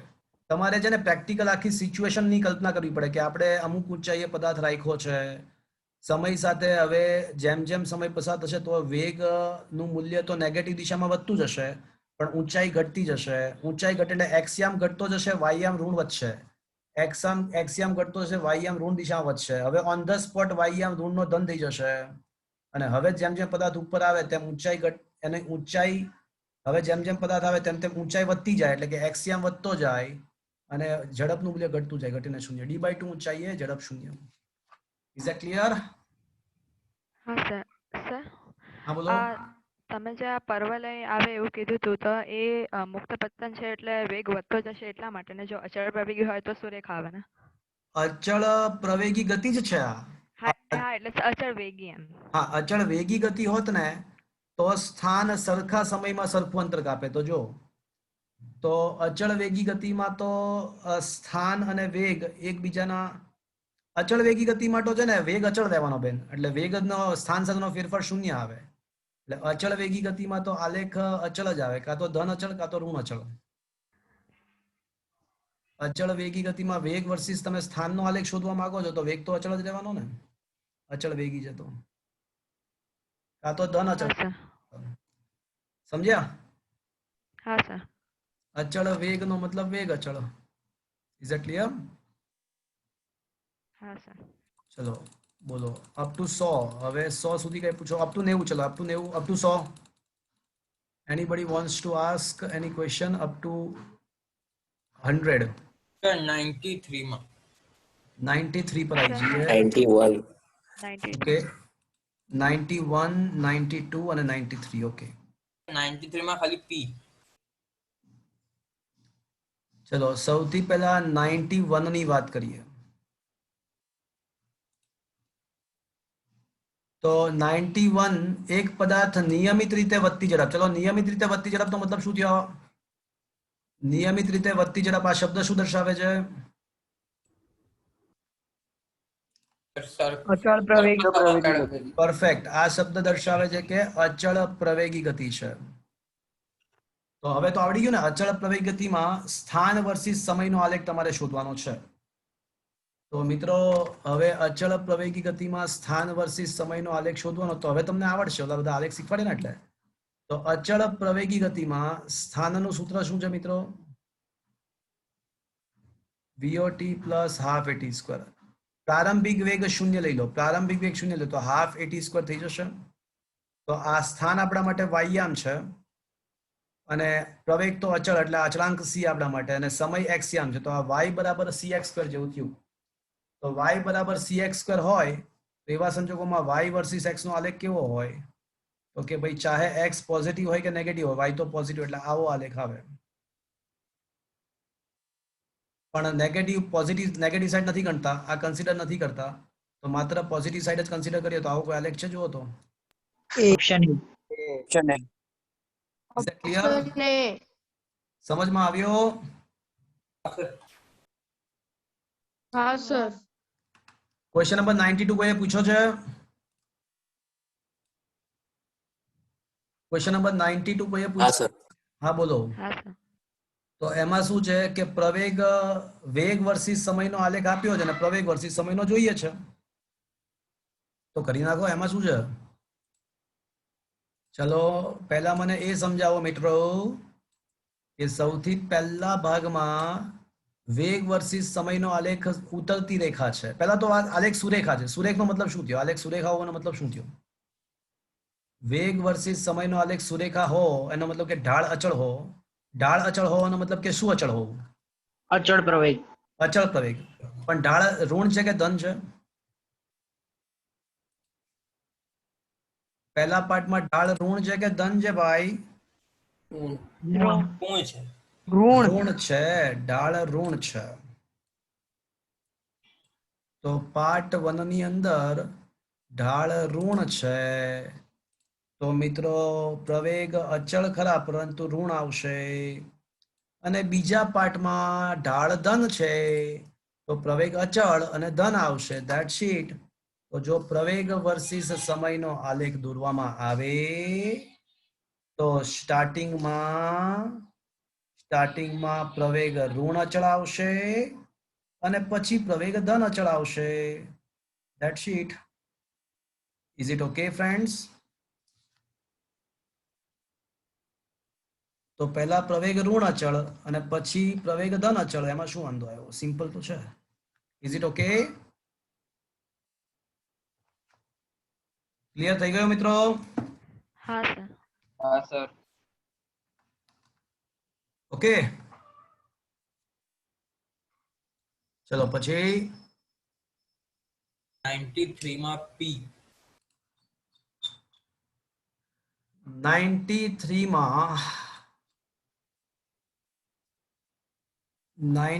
માં P. સર આ સવાલ શું કહેવા માંગે છે નહીં ખબર પડી. પ્રારંભિક સ્થાન છોડ્યા બાદ એટલે હા, તો પ્રારંભિક સ્થાન છોડ્યા બાદ એટલે અતિ સૂક્ષ્મ સમય માટે વિચારવાનું અને જોવાનું કે કોણ આગળ છે ને કોણ પાછળ છે. હમણાં ખ્યાલ આવશે. જો 2 મિનિટ, મારી વાત સાંભળતા જજો, ખ્યાલ આવી જશે બધો. જો ને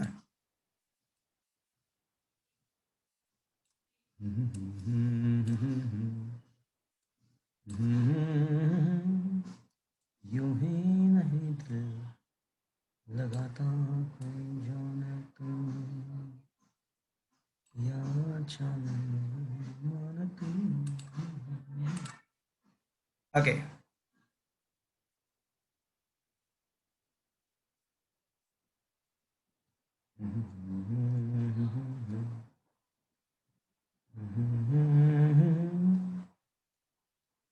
यूं ही नहीं दिल लगाता कोई जाने तुम या जाने मन तुम.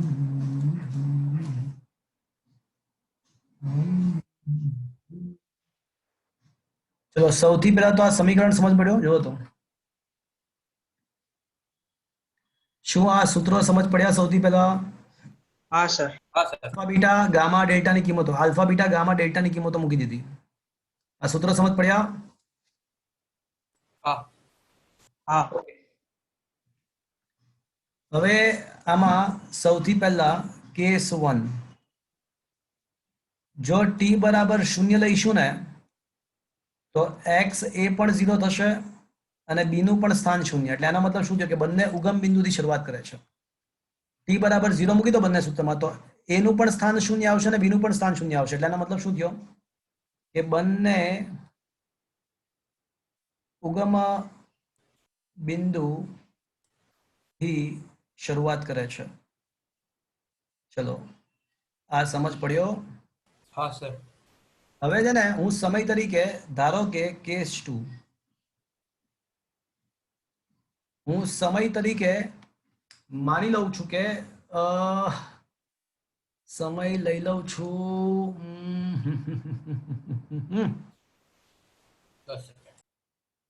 Let me just think about it. Okay, ચલો સમય 1 સેકન્ડ લઈ લઉં છું. ગતિની શરૂઆત બાદ 1 સેકન્ડ લઈએ તો એનું સ્થાન કેટલું હશે? મને વિચારીને કોને, મને સરળતા ખાતર મેં સમય 1 સેકન્ડ લીધો તો એનું સ્થાન કેટલું આવશે? 3.8. 3.8. અને બી નું સ્થાન શું આવશે? 2.6. 6. 2.6. મતલબ શું થયો?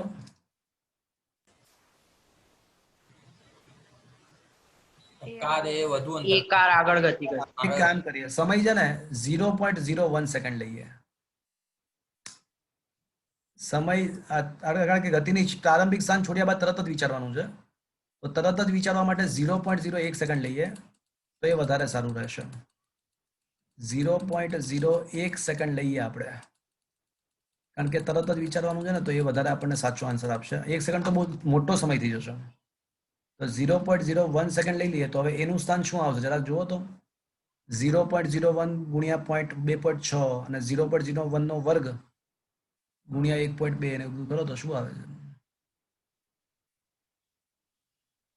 0.01 સેકન્ડ ગુણ્યા 2.6 કરો ને શું આવે છે?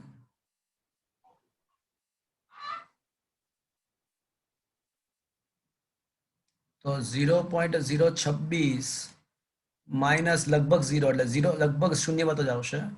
0.026 આવશે અને એક્સ બી શું આવશે?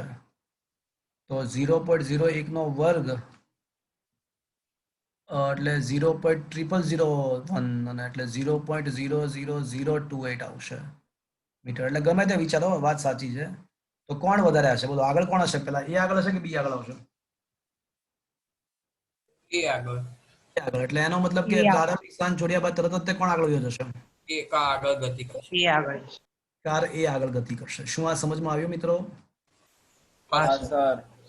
Is it clear? Fast clear. Okay, એટલે આ પી સર આ શું આપ્યું છે? માહિતી પૂરતી નથી. એટલે તમને ખબર ના પડે જવાબ લખવાની, તો એનો મતલબ કે માહિતી અધૂરી છે એમ. જો તમે જવાબ આઈડેન્ટિફાઈ ના કરી શકો, તમને સાબિત જ ના કરી શકો, તો એનો મતલબ કે તમને આપેલી માહિતી તમને એવું લાગે છે કે ખોટી છે એમ. સર ક્યારે એવો જવાબ સાચો હોય? હોઈ શકે ક્યારેક જો માહિતી અનકમ્પ્લીટ હોય, જેમ કે સિમ્પલ તમને કહું કે ભાઈ કોઈ પદાર્થનું દ્રવ્યમાન એવું આપ્યું છે કે દ્રવ્યમાન 5 કિલો છે અને ગતિ ઉર્જા શોધો, તો શું ગતિ ઉર્જા શોધી શકો તમે? દ્રવ્યમાન ના શોધાય. ના શોધી શકાય ને. હા, તો બસ એને માહિતી અધૂરી કહેવાય. ખબર પડી? એને અધૂરી માહિતી હા કહેવાય. સર. પણ આમાં તો જે માહિતી આપી છે એ પ્રમાણે આપણે શોધી શકીએ કે પહેલા એ આગળ વયો જશે. ચલો બીજા બધા ખબર પડી? ક્યુ આર અને એસ ખબર પડી? હા સર. હા સર. અને આ બીજો અંતરમાં ફેરફાર થતો નથી એનો મતલબ શું છે ખબર તમને? વેગ સમાન હોવો. એક સમાન છે. આનો મતલબ વેગ સમાન હોવો. એટલે ક્યુમાં શું કરવાનું? બંનેના સ્થાન સરખાવવાના. પછી આર માં શું કરવાનું? બંનેના વેગ સરખાવવાના. અને એસ માં શું કરવાનું? બંનેના પ્રવેગ સરખાવવાના. આવડશે ને હવે તો કરતા? હા સર. આવડશે કરતા? હા સર. હા હા sir. Sir. Is it clear? और पूछो अप टू 100.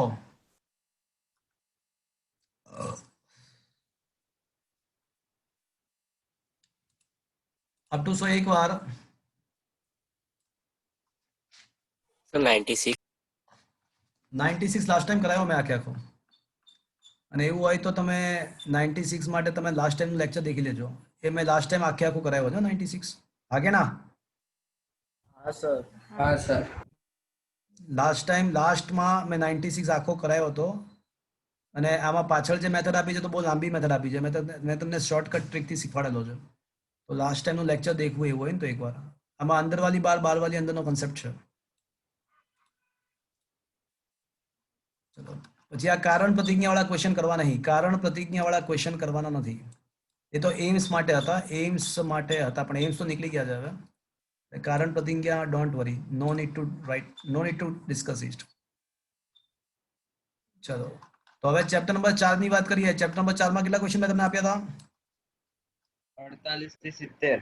48 હા. to 70. બરાબર છે. તો ચેપ્ટર 4 ની અંદર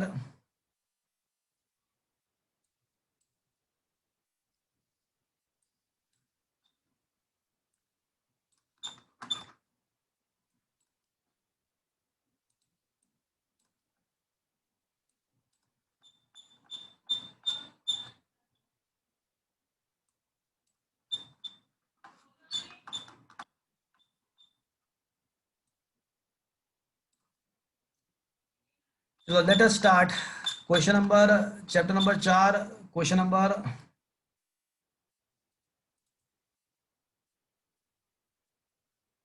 48 થી સ્ટાર્ટ કરીએ બીકોઝ આગળના ક્વેશ્ચન છે ને તમને થઈ ના શકે એવા છે કારણ કે એના કન્સેપ્ટ ક્રોસ ગુણાકાર અને ડોટ ગુણાકારની વાત 7મા ચેપ્ટરમાં આવે છે પછી આ બધું વસ્તુ થઈ શકશે તો હાલના તબક્કે પહેલા 48 ક્વેશ્ચન મારે સ્કીપ કરવા પડશે 47 ક્વેશ્ચન સ્કીપ કરવા પડશે હવે 48 થી સ્ટાર્ટ કરીએ આપણે ચલો પૂછો 48 થી 60 50. 50 પદાર્થે ટી સમયમાં કાપેલ અંતર સમયના વર્ગના સમપ્રમાણમાં છે તો ખબર જ છે ને તમને કેવી ગતિ હશે બોલો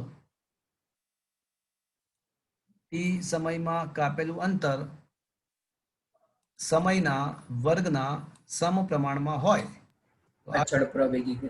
હા અચળ પ્રવેગી થવાની શું કામ થવાની કારણ કે તમે 2 વખત વિકલન કરશો તો પ્રવેગ અચળ મળી જશે 2 વખત વિકલન કરશો ને તો પ્રવેગ અચળ થઈ જશે તો કરો 2 વાર વિકલન કપાતું અંતરને x કહું છું d ના બદલે x કહું છું તો x ચલે છે t સ્ક્વેર એટલે x ઇઝ ઇક્વલ્સ ટુ ધારો કે અચળાંક c છે તો ct સ્ક્વેર ચલો પહેલી વાર વિકલન કરો તો વેગ મળશે તો dx upon dt પહેલી વાર વિકલન કરો તો ddt ઓફ ct સ્ક્વેર તો c બાર આવી જશે t સ્ક્વેર નું 2t થશે અને એકવાર ફરીવાર વેગનું વિકલન કરો તો પ્રવેગ મળશે તો ddt ઓફ વેગ અને વેગ માટે આવશે 2ct તો 2c બાર આવી જશે અને dt બાય dt એટલે 1 તો આન્સર 2c આવશે અને 2c નો મતલબ સમયથી સ્વતંત્ર સમય નથી આવતો એનો મતલબ શું થયો અચળ તો પ્રવેગ અચળ છે તો અચળ પ્રવેગ આવશે is that clear okay is it okay yes or no હા સર ચલો બોલો અપ ટુ 60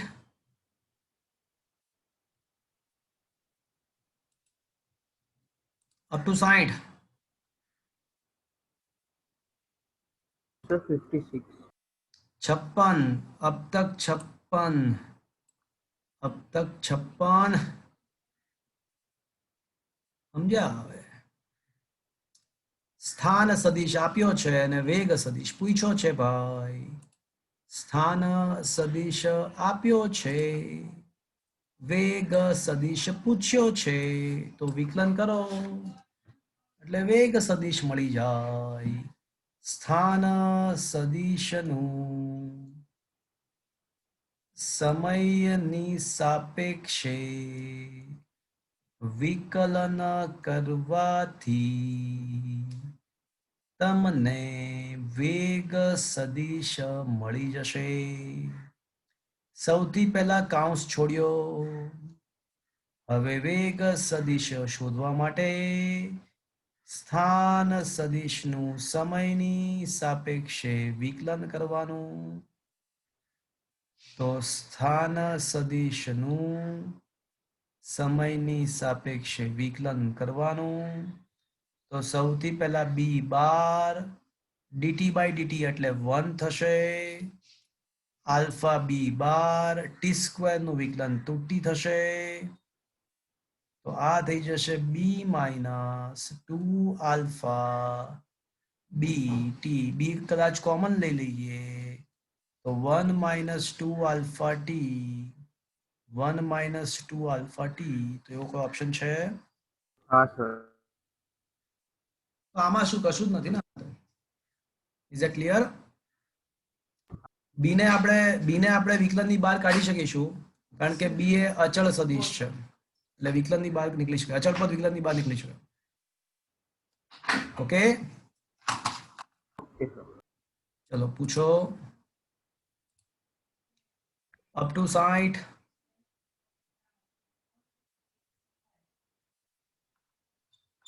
ચલો અપ ટુ 70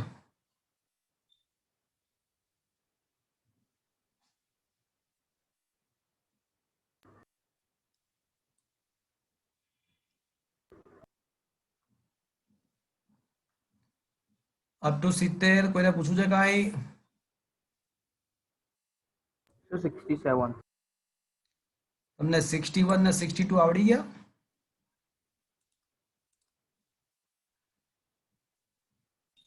સર 62. ઓકે.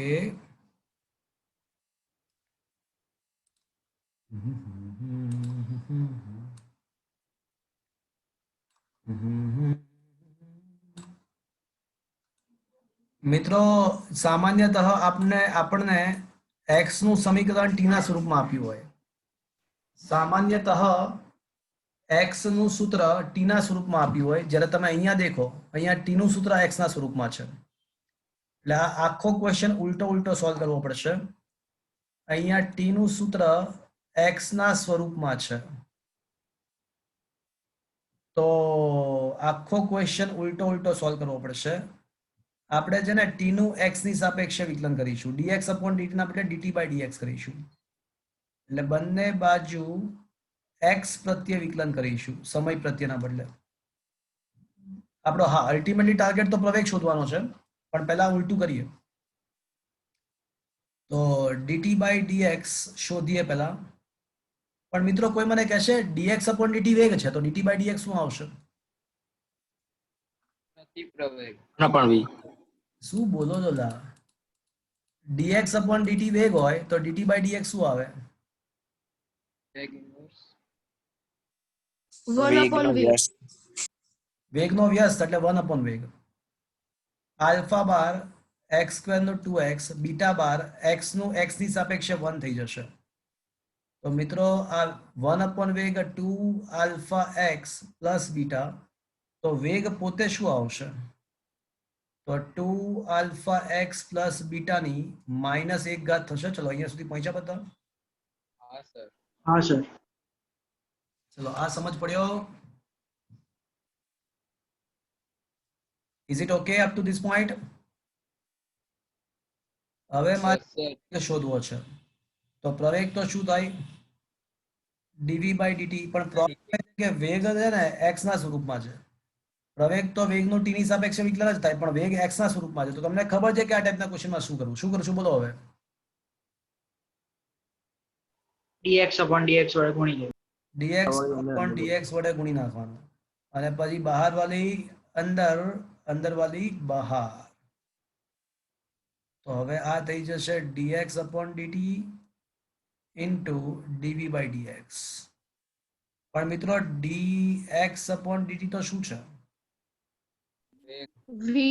વેગ. અને ddx of હવે વેગનું વિકલન કરવાનું, તો 2 alpha x plus beta raise to -1 નું વિકલન. તો વિકલન કઈ રીતે થશે મિત્રો? ઘાત આગળ, ઘાતમાં 1 નો ઘટાડો. પણ યાદ છે મિત્રો આ વિકલનનો ચેઇન રૂલ છે, એટલે એકવાર ગુણાકારમાં અંદરના પદનું વિકલન પણ કરવું પડે. શું આવું કઈ ભૂતકાળમાં શીખવાડ્યું છે? હા સર. ઘાત આગળ ઘાતમાં 1 નો ઘટાડો તો કરી જ નાખવાનો, પણ અંદરનું જે પદ છે, કૌંસની અંદર જે પદ છે એનું ગુણાકારમાં વિકલન કરવું પડે, અને વિકલનનો ચેઇન રૂલ કહેવાય. આવું 1-2 વખત શીખવાડ્યું છે મિત્રો આગળ ઉપર ભૂતકાળમાં. તો હવે આ -v અને 2a આલ્ફા x પ્લસ બીટાની -2 ઘાત, અને વિકલન કરો આ પદનું, તો 2 આલ્ફા બહાર આવી જશે. x નું x ની સાપેક્ષે 1 થઈ જાય, અને બીટાનું 0 થઈ જાય, એટલે ખાલી 2 આલ્ફા. તો ફાઇનલી પ્રવેગ બરાબર મિત્રો -v આ 2 આલ્ફા x પ્લસ બીટાની -2 ઘાતના બદલે -1 ઘાતનો વર્ગ લખું તો ચાલશે? -2 ઘાતના બદલે -1 ઘાતનો વર્ગ લખું તો ચાલશે? હા. પણ 2 આલ્ફા x પ્લસ બીટાની -1 ઘાત તો બાજુ શું છે? વેગ છે. તો આ થઈ જશે -v ઇન્ટુ v નો વર્ગ ઇન્ટુ 2 આલ્ફા. તો સાદુરૂપ આપો તો શું આવશે?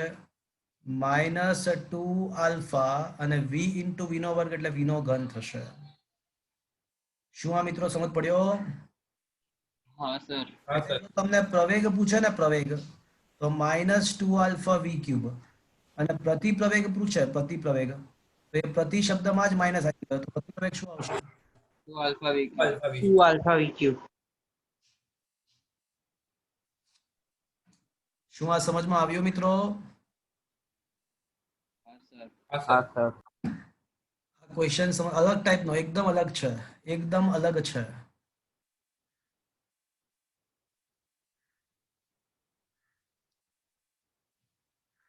આ ખબર પડ્યો? હા sir. Is it okay friends? Okay sir. चलो और बताओ 70 સુધીમાં 67. 67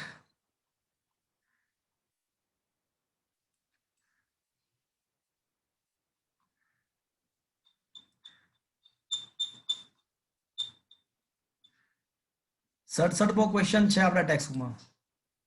આપણા ટેક્સ્ટબુકમાં છે જ દાખલો, ડોન્ટ વરી. ચોથા ચેપ્ટરમાં એક દાખલો છે જ જે ગણાવવાનો બાકી છે, ટેક્સ્ટબુકમાં છે, so don't worry. Okay, okay. એ આવી જશે. Okay, okay sir.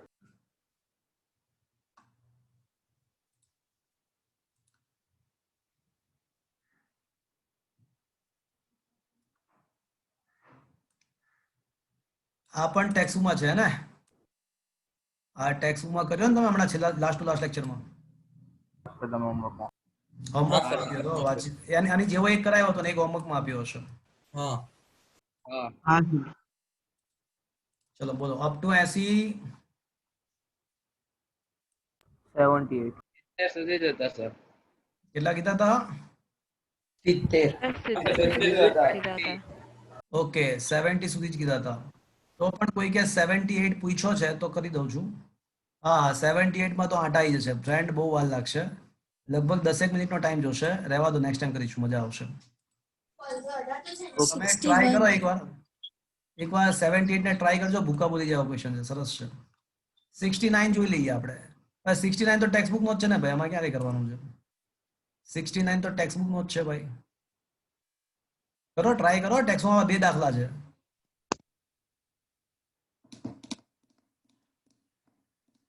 સમય શોધવાનો છે તો ખાલી જગ્યા જેટલા સમયે x યામ 16 થાય તો x યામની કિંમત સમથિંગ ટી સ્ક્વેર મળશે અને એમાં t ની કિંમત શોધવાની છે અને એ કિંમત y યામમાં મૂકી દો. જો 70 માં આવડે ને તો 69 તો આવડી જાય ને લા.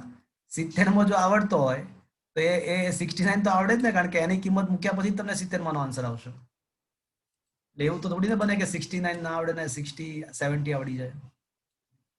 કરો લા, આવડે બધું. કરો, ટ્રાય કરો, નોટ પેન લઈને ગણવા માંડો, થઈ જાય બધું. ટેક્સ્ટબુકમાં છે જ અને આવો કરાયો પણ છે, એકવાર ટ્રાય કરો, જાતે થઈ જશે. ચલો પછી, ચલો આની સિવાય કઈ પૂછવું છે? ના સર. તો મિત્રો નેક્સ્ટ ટાઈમ તમે જ્યારે આવો ત્યારે આ 70 થી શરૂ કરી અને ક્વેશ્ચન નંબર 92 92 સુધીના ક્વેશ્ચન સોલ્વ કરી લાવજો. નિયમિત વર્તુળમય ગતિ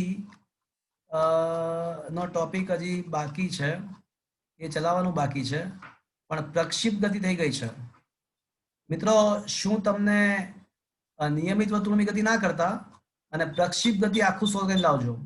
આ 111 થી શરૂ કરી અને 111 થી શરૂ કરીને નિયમિત વર્તુળાકાર ગતિ સુધી રાખો. ના લા, એ તો 20 ક્વેશ્ચનમાં શું કરવાનું? તો સિલેબસ પતે જ નહીં લા કોઈ દિવસ. ખાલી 20 ક્વેશ્ચન કરીને લાવવાના લા, એનો શું મતલબ છે? આખો પ્રક્ષિપ્ત ગતિ આખું સોલ્વ કરીને લાવજો. 8 કલાક મંજીરા વગાડવાના, 8 કલાક તમારે. તો 153 ક્વેશ્ચન સુધી સોલ્વ કરીને લાવજો. વચ્ચે નિયમિત વર્તુળમય ગતિ નહીં, પણ 153 સુધી બધું જ કરીને લાવજો, બરાબર છે? એટલે 153 સુધી કરીને લાવજો. અને મોટા ભાગે JEE નીટની અંદર આ પ્રક્ષિપ્ત ગતિ પર આધારિત ક્વેશ્ચન પૂછાતા હોય છે. એમાં અમુક વસ્તુ મેં તમને શીખવાડેલી છે લાસ્ટ લેક્ચરમાં, જેમ કે આ વસ્તુ યાદ છે, r = 4 √ h1 h2 શીખવાડ્યું હતું. પછી tan ઇનવર્સ 4 શીખવાડ્યું હતું, આ કે ના? હા. કરો, તાજુદ છે ને તો સારું રહેશે, મજા આવશે. તાજુદ છે ને તો ફટાફટ તો 153 સુધી કરીને લાવજો, બરાબર છે નેક્સ્ટ ટાઈમ? હા સર, ઓકે. Okay sir. તો આજનો લેક્ચર અહીંયા સુધી રાખીએ છીએ. હવે મિત્રો આપણે એક્ઝામ પણ લેવી છે. મને મંગળવારના લેક્ચરમાં યાદ કરાવજો કે એક્ઝામ વિશે કહેવાનું છે JEE નીટની. તો હવે દર અલ્ટરનેટ બુધવારે તમારી JEE નીટની એક્ઝામ હશે. તો આ બુધવારે પણ તમારી એક્ઝામ છે જ. એમાં સેકન્ડ ચેપ્ટર અને થર્ડ ચેપ્ટર બંનેની કમ્બાઇન્ડ થઈને એક્ઝામ હશે. સેકન્ડ અને થર્ડ ચેપ્ટર બંનેની કમ્બાઇન્ડ થઈને એક્ઝામ હશે. Okay, okay sir.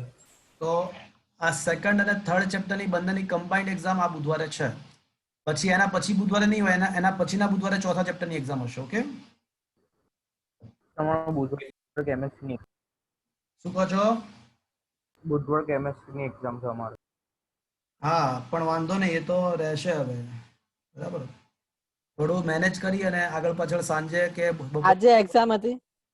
આજે એક્ઝામ હોય જ ને મિત્રો, આજે તો 100% હોય જ ને. હમણાં પેપર મોકલાવું છું, હોય જ. તો દર રવિવારે તો એક્ઝામ હોય જ છે આપણી બોર્ડની. મોકલાવું પેપર હમણાં. ઓકે, તો ફ્રેન્ડ્સ આજનો સેશન અહીંયા આગળ હું ફિનિશ્ડ કરી રહ્યો છું મિત્રો. Thank you.